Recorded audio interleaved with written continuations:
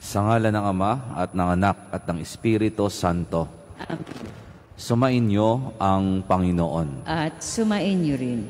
Mga kapatid, tayo po'y nagkakatipon ngayon upang papurihan ang ating Ama, pasalamatan sa mga biyayang pinagkalob sa atin, at mulit-muli ay dumulog ng ating mga panalangin at minimithi sa pamamagitan ng pagdiriwang na ito. Hilingin po natin na maisabuhay natin ang mga biyayang ipinagkalob sa atin ng Diyos, lalo tigit sa pamamagitan ng mga biyaya ng mga sakramento. Ngayon ay ating aminin ang ating mga kasalanan upang tayo maging marapat gumanap sa banal na pagdiriwang.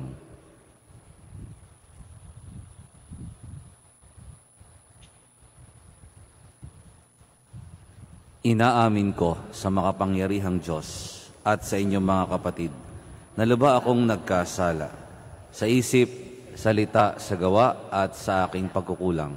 Kaya isinasamo ko sa mahal na Birheng Maria, sa lahat ng mga anghel at mga banal at sa inyong mga kapatid na ako'y panalangin sa Panginoong ating Diyos. Kawaan tayo ng makapangyarihang Diyos, patawarin tayo sa ating mga kasalanan, at patnubayan tayo sa buhay na walang hanggan. Amen.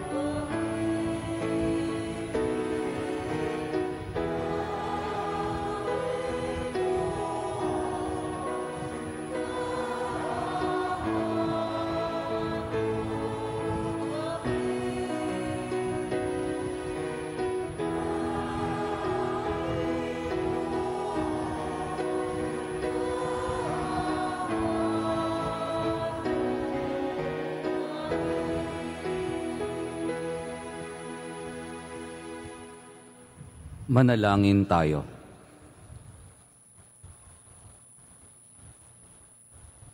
Ama naming makapangyarihan, tanang pinakamabuti iyong tinataglay. Gawin mong sa aming kaloobay manuot ang pag-ibig sa iyong ngalang dakila at bantog, upang sa pag-unlad ng aming pagsunod sa pananampalatayang iyong ipinagkaloob, mapagyaman mo ang kabutihang iyong inihandog at ang iyong pinagyaman ay mapanatili mong lubos. Sa iyong pagsubaybay sa amin at pagkupkop, sa pamamagitan ni Jesucristo kasama ng Espiritu Santo, magpasawalang hanggan. Amen. Ang lahat po ay magsiupo.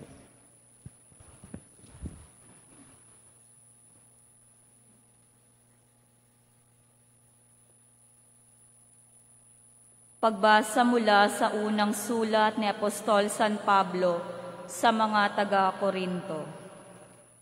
Mga kapatid, nasasaliksik ng Espiritu ang lahat ng bagay, maging ang pinakamalalim na panukala ng Diyos.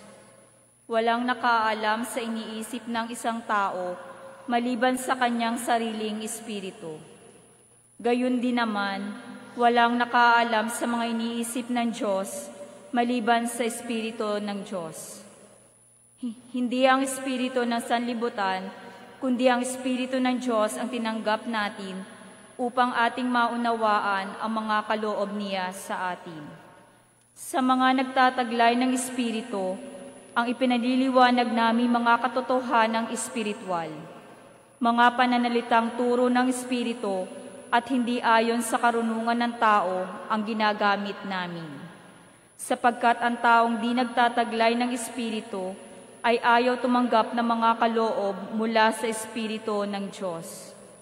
Para sa kanila, kahangalan ng mga iyon at di nila nauunawaan, sapagkat ang mga bagay na espiritual ay mauunawaan lamang sa paraang espiritual. Nauunawaan ng taong nagtataglay ng espiritu ang kahalagahan ng bawat bagay, ngunit walang nakauunawa sa kanya. Ganito ang nasasaad sa kasulatan. Sino ang nakakaalam ng pag-iisip ng Panginoon? Sino ang makapagpapayo sa kanya? Ngunit ang pag-iisip ni Kristo, taglay natin. Ang salita ng Diyos. Salamat sa Diyos. Matuwid ang poong dakila sa lahat ng kanyang gawa. Matuwid ang puong dakila sa lahat ng kanyang gawa. Ang Panginoong Diyos ay puspos ng pag-ibig at lipos ng habag. Banayad magalit, ang pag-ibig niya ay hindi kumukupas. Siya ay mabuti at kahit kanino'y hindi nagtatangi. Sa kanyang nilikha, ang pagtingin niya ay mamamalagi. Matuwid ang puong dakila sa lahat ng kanyang gawa. Magpupuring lahat sa iyo, O Panginoon, ang iyong nilalang. Lahat mong nilikha ay pupurihin ka at pasasalamatan. Babanggitin nilang tunay na dakila ang iyong kaharian at ibabalitang tunay kang dakila at makapangyarihan. Matuwid ang puong dakila sa lahat ng kanyang gawa. Dakila mong gaway upang matalastas ng lahat ng tao. Mababatid nila ang kadakilaan ng paghahari mo. Ang paghahari mo'y sadyang walang hanggan, hindi magbabago. Matuwid ang puong dakila sa lahat ng kanyang gawa. Di ka bibiguin sa mga pangako pagkat ang Diyos ay tapat. Ang kanyang ginawa kahit ano ito ay mabuting lahat. Siya ay tumutulong sa lahat ng tao na may suliranin.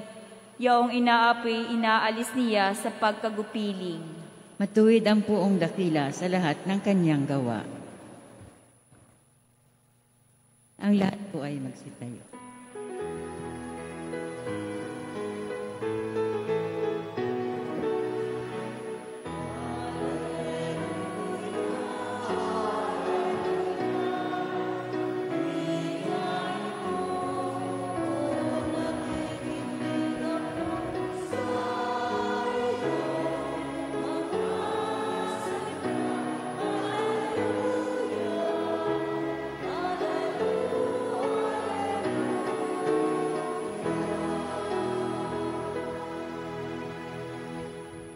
Sumainyo ang Panginoon. At sumain niyo rin. Ang mabuting balita ng Panginoon ayon kay San Lucas. Papuri sa iyo, Panginoon. Noong panahong iyon, nagpunta si Jesus sa Capernaum, Galilea. Nagturo siya sa mga tao ng araw ng pamahinga at nagtaka sila sa kanyang pagtuturo sapagkat may kapangyarihan kung siya'y magsalita. Naroon sa sinagoga ang isang lalaking inaalihan ng demonyo o isang masamang espiritu. Sumigaw siya ng malakas, "Ano ang pakialam mo sa amin, Jesus na taga Nazaret? Naparito ka ba upang puksain kami? Alam mo kung sino ka. Ikaw ang anak ng Diyos." Subalit pinagwikaan siya ni Jesus, "Tumahimik ka, lumayas ka sa taong iyan." At sa harapan ng lahat, ang tao'y inilugmok ng demonyo at iniwan ng hindi man lamang sinaktan. Nagkilalas silang lahat at nagsabi sa isa't isa, "Anong uri ng pangusap ito? Makapangyarihan at mabisa. Pinalalayas niya ang masamang espiritu at sumusunod naman sila." At kumalat ang balita tungkol kay Jesus sa buong lupaing iyon. Mga kapatid, ang mabuting balita ng Panginoon. Ka namin, Panginoong Heso Kristo. Ang lahat po ay magsuko. Ang tema po ng ating pagdiriwang ngayon sa ating Ebanghelyo, salita ng Diyos, ay tungkol sa kapangyarihan ng ating Panginoong Jesucristo. At Kanya itong ipinahayag, ipinakita, at nasaksihan ng mga tao. Una, ang kapangyarihan sa pagtuturo. Sinabi ng mga nakarinig sa kanya, saan ang gagaling ang mga salitang kanyang sinasabi, kanyang itinuturo. Ito'y may taglay na kapangyarihan. Nagturo siya sa araw ng pamahinga at nagtaka sa pagtuturo sapagkat ito'y may kapangyarihan. Una po, yung kanyang pagtuturo ay may pagkaalam siya. Alam niya kanyang ipinapahayag, alam niya kanyang itinuturo. Alam niya kung paano ito isasabuhay, alam niya kung paano ito bibigyang halimbawa. Kaya mayroong kapangyarihan, mayroong authority, may conviction, sapagkat kaugnay yung kanyang pinapahayag sa kanyang buhay. Di ba kung minsan kaya hindi ho natin may tama ang ating kapwa dahil hindi natin ginagawa. Kaya kung minsan tayo nagiging tahimik sa pagtutuwid sapagkat natatakot tayo, ay ba't ikaw? Bakit ganyan ka mabuhay? Ba't ganyan ang iyong buhay bilang Kristiyano? Kaya tayo ay nanatiling pipi, nananahimik, wala tayong authority dahil hindi nakaugat sa ating buhay ang ating gustong ituro. Unlike our Lord, nasa salamin sa kanyang buhay ang kanyang tinuturo. Ikalawa, kapangyarihan ni Jesus sa pagpapalayas ng demonyo. Sinabi niya, tumahimik ka, lumayas ka sa taong iyan, at sa harapan ng lahat, ang tao inilugmok ng demonyo at iniwan nang hindi man lang nasaktan ang tao. Sinunod siya ng demonyo dahil sabi nga ng demonyo, kilala kita, ikaw ay anak ng banal ng Diyos. Ikatlo po, saan galing ang kapangyarihan ng Panginoon? Ito po ay dahil siya anak ng Diyos at nung siya nga ay bininyagan, sinabi niya, habang lumulukob ang Espiritu Santo, sinabi ng Ama, ito ang minamahal kong anak, lubos ko siyang kinalulugdan at nilukuban siya ng Espiritu Santo. Ito po yung sinasabi sa unang pagbasa. Ang Espiritu Santo ay nagkakaloob ng biyaya para ating magampanan ng ating misyon. Ang Espiritu Santo nagbibigay sa atin ng karunungan para maintindihan natin utay-utay ang kalooban ng Diyos. Ang Espiritu Santo nagbibigay sa atin ng kaalaman upang magawa natin ang misyong iniatang sa atin ng ating Ama. Mga kapatid, katulad po ng ating Panginoon Jesucristo, we are anointed by God. Sumasa atin din ang Espiritu Santo dahil tinanggap natin ang mga ito sa mga sakramento. Noong tayo bininyagan, tayo naging anak ng Diyos. At dahil tayo anak ng Diyos, mayroon tayong kakayanan na tumawag sa Ama. Diba sabi ng Panginoon Jesucristo, kapag kayo nagdadasal, tawagin niyo ang Diyos bilang Ama. At kapag tumawag daw tayo ng Ama sa Diyos, sabi rin ng Panginoon Jesucristo, hindi tayo bibigyan ng makakasakit sa atin. Hindi tayo bibigyan ng hindi natin mapapakinabangan. Ipagkakaloob sa atin ang mga biyayang ninanais natin. Lalo tigit para tayo maging banal, para tayo ay mapalapit sa Ama. Nung tayo po'y kinumpilan, tinanggap din po natin ang Espiritu Santo katulad ni Kristo. Ang 7 regalo ng Espiritu Santo na natutulong sa atin para maisabuhay ang misyon, natutulong sa atin para maganap ang misyon bilang mga Kristiyano, ang ilaw at asin ng sanlibutan. Ang tanong, napapakinabangan po ba natin ang mga biyayang ito? Naisabuhay ba natin ang mga biyayang ito? Nagagamit ba natin ang mga biyayang ating tinanggap? O baka tayo naroon lamang sa passive receivers? Hindi natin isinasabuhay ang tinanggap natin sa bawat pagdiriwang. Hindi natin ipinapahayag ang napakinggan natin dito sa pagdiriwang. Hindi natin naipapakilala ang Diyos na ating nakakaugnay at natatagpuan dito sa simbahan sa bawat pagdiriwang. Mga kapatid, sa unang pagbasa, sinasabi sa atin, taglay natin si Kristo at ipanalangin natin na sa ating pagtanggap sa ating Panginoon Kristo, mabuhay tayo na katulad niya. Maraming biyaya, sinusugo ng Espiritu Santo at sumusunod sa kanyang yapak.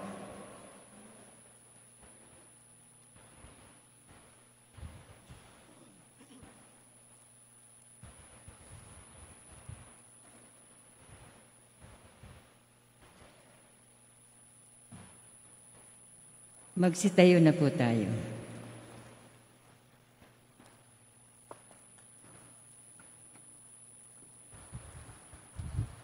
Sa pamamagitan ng Ebanghelyo, nagsasalita si Kristo sa atin ng mga wikang may walang hanggang kapangyarihan at mga gawang mapaghimalang nakapagpapagaling. Sa pamamagitan niya, manalangin tayo ng may pananalig. Ang tugon, Panginoon, dinggin mo ang aming panalangin. Panginoon, dinggin mo ang aming panalangin. Ang simbahan naway patuloy na ituro ang katotohanan ni Kristo at tuligsain ang mga kasamaan sa ating panahon, manalangin tayo sa Panginoon. Panginoon, dinggin mo ang aming panalangin. Ang mga pinuno ng mundo naway itaguyod ang kabutihan sa kani-kanilang gobyerno at maging masidhi sila sa pagpuksa ng kasamaan sa kanilang mga lipunan na kanilang sinumpaang paglingkuran. Manalangin tayo sa Panginoon. Panginoon, dinggin mo ang aming panalangin. Tayo naway hindi manghinawa sa ating pananalangin upang hindi manaig ang mga masasamang espiritu sa ating buhay. Manalangin tayo sa Panginoon. Panginoon, dinggin mo ang aming panalangin. Ang mga may sakit at mga nagdurusa, naway mapalaya sa kanilang mga paghihirap, manalangin tayo sa Panginoon. Panginoon, dinggin mo ang aming panalangin. Ang mga tapat na yumao, naway masiyahan sa pagsikat ng liwanag ng buhay na walang hanggan, manalangin tayo sa Panginoon. Panginoon, dinggin mo ang aming panalangin. Ama naming nasa langit, nagbubuni kami sa mga nag-uumapaw mong pag-ibig sa amin. Itatag mo nawa ang iyong kapangyarihan sa amin at maging lagi ka naming kasama sa landas ng buhay. Hinihiling namin ito sa ngalan ni Kristong aming Panginoon. Amen.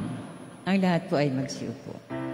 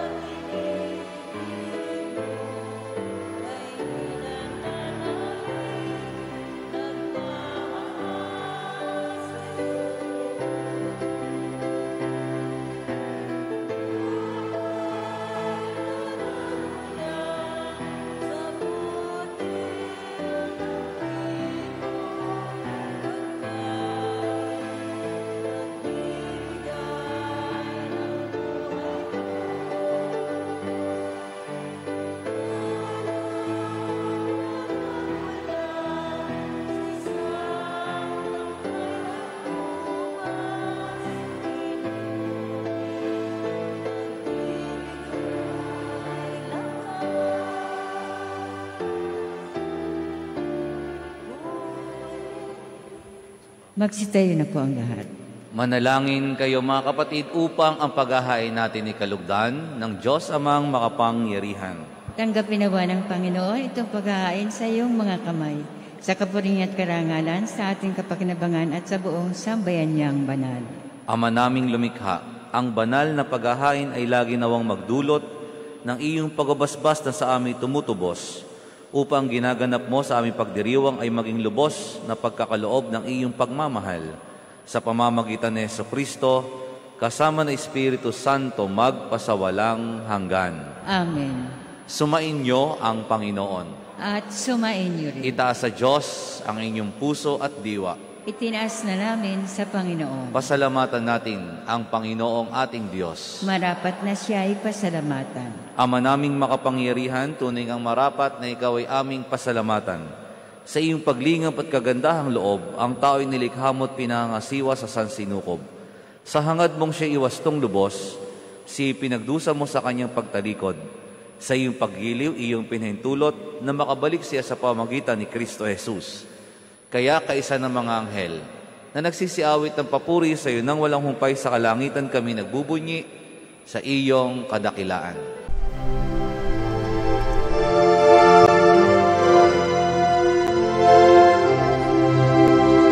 Santo, Santo, Santo, Panginoong Diyos makapangyarihan, napupuno ang langit at lupa ng kalwalhatian mo. Hosana sa kaitaasan, pinagpalang na paririto sa ngalan ng Panginoon. Hosana sa kaitaasan.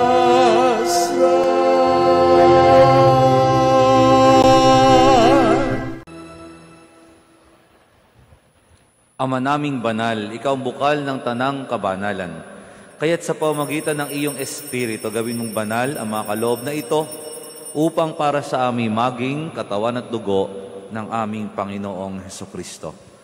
Bago niya pinagtiisang kusang loob na maging handog, hinawakan niya ang tinapay, pinasalamatan kaniya. Pinaghati-hati na iyon, iniabot sa kanyang mga alagad at sinabi, "Tanggapin ninyong lahat ito at kanin. Ito ang aking katawan na ihahandog para sa inyo."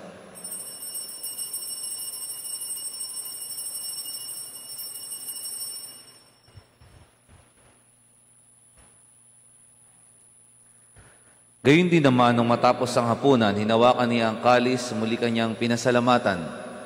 Iniabot niya ang kalis sa kanyang mga alagad at sinabi, "Tanggapin ninyong lahat ito at inumin.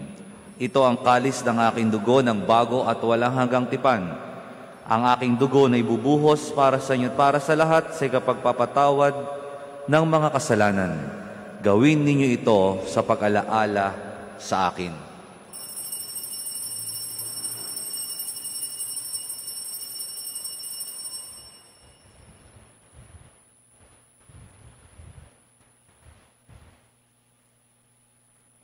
Ipagbunyi natin ang misteryo ng pananampalataya.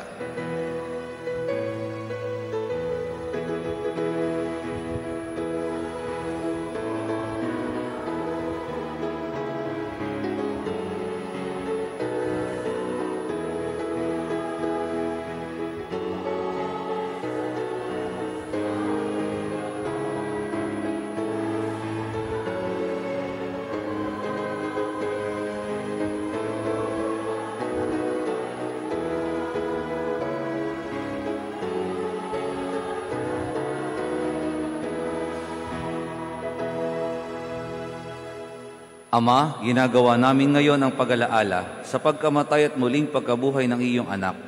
Kaya't iniaalay namin sa iyo ang tinapay na nagbibigay buhay at ang kalis na nagkakaloob ng kaligtasan. Kami nagpapasalamat dahil kami iyong minarapat na tumayo sa harap mo para maglingkod sa iyo. Sinasamo namin kami magsasalo-salo sa katawan at dugo ni Kristo ay mabuklod sa pagkakaisa sa pamamagitan ng Espiritu Santo. Ama, lingapin mo ang iyong simbahang laganap sa buong daigdig. Puspusin mo kami sa pag-ibig kay San Francisco na aming Santo Papa at ni Mel Rey na aming Obispo at ng Tanang Kaparian. Alalahanin mo rin ang mga kapatid naming nahimlay na may pag-asang sila'y muling mabubuhay, gayon din ang lahat ng mga pumanaw. Kaawaan mo sila at patuloyin sa iyong kaliwanagan. Kaawaan at pagindapatin kaming lahat na makasalo sa iyong buhay na walang wakas, kaysa ng mahal na Birheng Maria na ina ng Diyos, ng kanyang kabiyak na pusong si San Jose, kaysa ng mga apostol at ang lahat ng mga banal, na namuhay dito sa daigdig ng kalugod-lugod sa iyo. May pagdiwang nawa namin ang pagupuri sa ikararangal mo sa pamamagitan ng iyong anak, na aming Panginoong Heso Kristo. Sa pamamagitan ni Kristo kasama niya at sa Kanya, ang lahat ng parangal at papuri ay sa iyo, Diyos, ang mga makapangyarihan, kasama na Espiritu Santo, magpasawalang hanggan.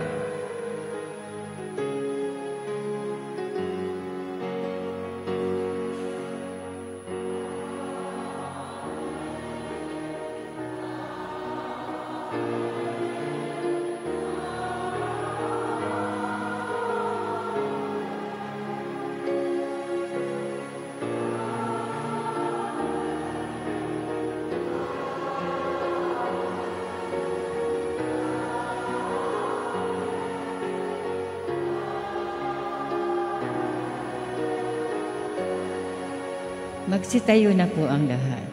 Sa tagubilin ng mga nakagagaling na utos at turo ni Jesus na Panginoon natin at Diyos, ipahayag natin ng lakas loob.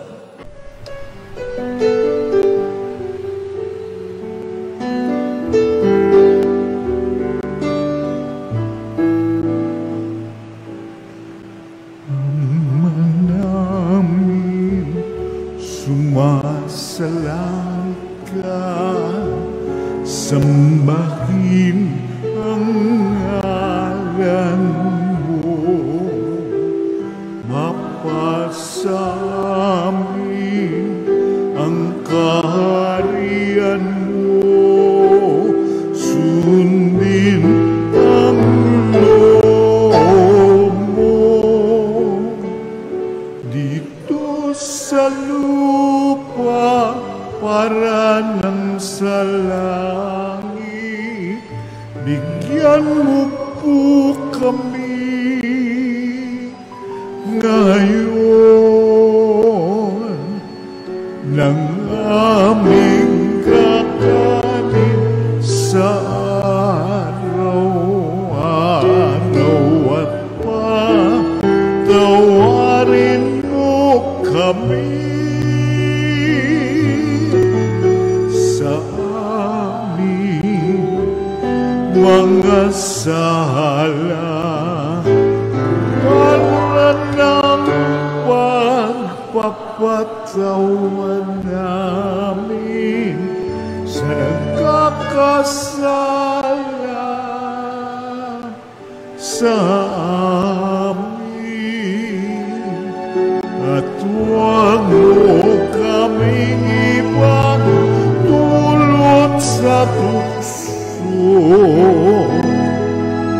at yadya mo kami sa lahat ng masama. Hinihiling namin kami ay Diyos sa lahat ng masama, pagkalooban ng kapayapaan araw-araw. Iligtas sa kasalanan at ilayo sa lahat ng kapahamakan, samantalang aming pinananabikan ang dakilang araw ng pagpapahayag ng tagapagligtas naming si Jesucristo.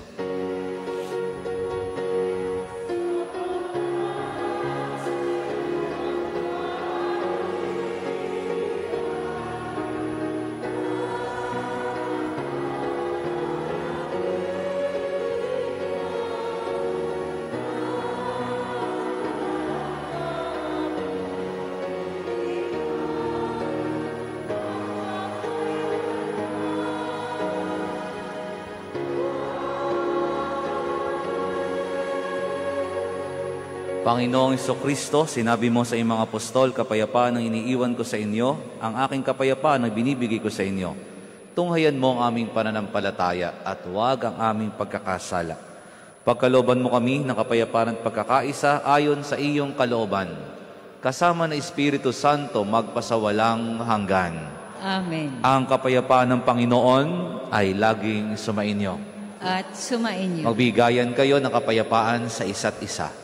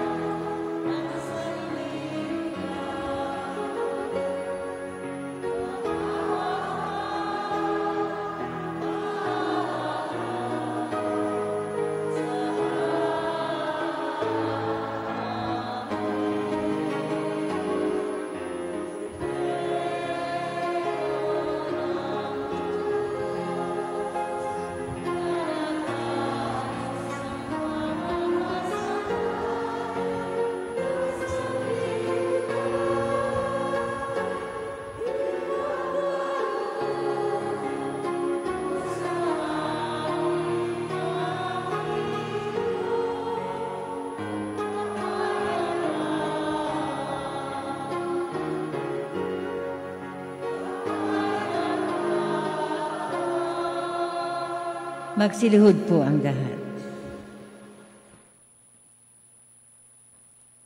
Ito ang kordero ng Diyos.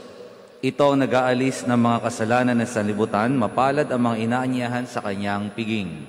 Panginoon, hindi ako Hindi karapat-dapat na magpatuloy sa iyo. Ngunit sa isang salita mo lamang ay gagaling na ako.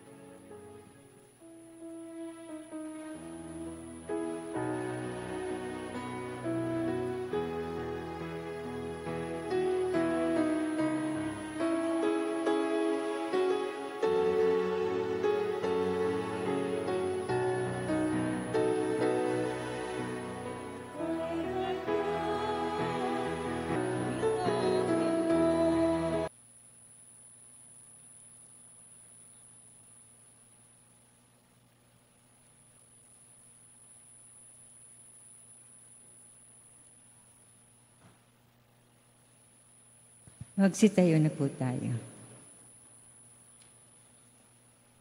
Manalangin tayo. Ama naming mapagmahal, kaming nagsalo-salo sa pagkain mong bigay, ay humihiling ng lakas mong inilalaan upang kagandahang loob namin madagdagan sa paglilingkod namin sa iyong kadakilaan na nagpapaalab sa pag-ibig namin sa kapwa-tao sa pamamagitan ni Jesucristo kasama ng Espiritu Santo magpasawalang hanggan. Amen. Inaanyayahan po nagdiriwang ng kaarawan, anibersaryo ng kasal, mga ibang bansa at kukuha ng anumang uri ng pagsusulit. Lumapit po sa unahan para po sa panalangin at pagbasbas. Sumama na rin po, lumapit din sa unahan ang may mga dalang religious articles para din po sa panalangin at pagbabasbas.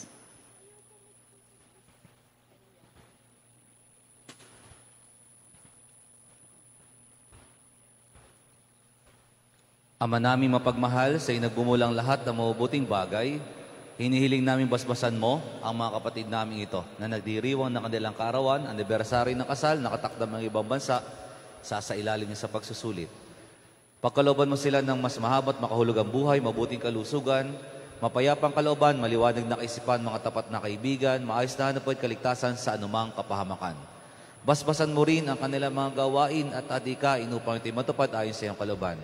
Pagpalain mo rin ang kanilang angkan at mga mahal sa buhay. Higit sa lahat, patatakin mo sila sa pananampalataya, patibayin sa pag-asa at pag-alabin sa pag-ibig. Hinihiling namin ito sa pamamagitan ni Kristong aming Panginoon. Amen. Naway gawaran ng Diyos ng pagpapala mga kasangkapan sa panalangin upang mga ito'y maging gabay sa pagtahak sa kabanalan at paghahangad ng buhay sa kalangitan sa pamamagitan ni Kristo kasama ni Espiritu Santo, magpasawalang hanggan. Amen.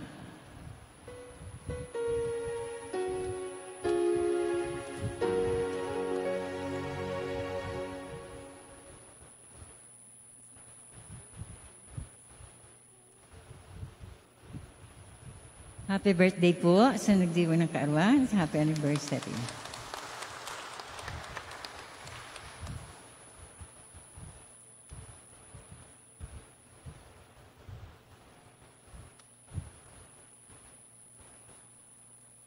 Magsitayo na po tayo. Sumainyo ang Panginoon At sumain niyo rin. at pagpalain kayong lahat ng makapangyarihang Diyos, Ama at Anak at Espiritu Santo.